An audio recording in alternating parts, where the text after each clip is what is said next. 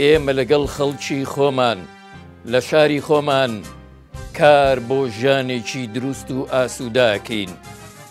دەستی منداڵەکانمان دەگرین بۆ مزگەوت، وانەی قورئان و ئەخلاقیان پێدەڵێینەوە.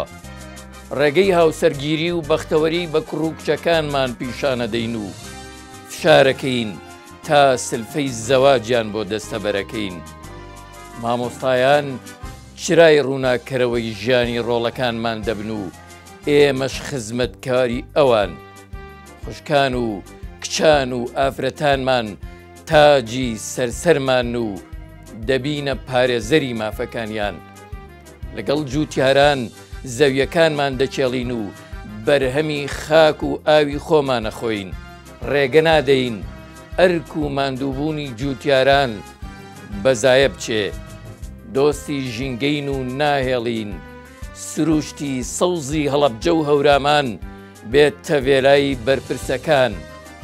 پشتیوانمان بن، پشتیوان بەخوا ژیان دەگەڕێنینەوە بۆ ڕەسەنایەتی و خۆشەویستی جاران.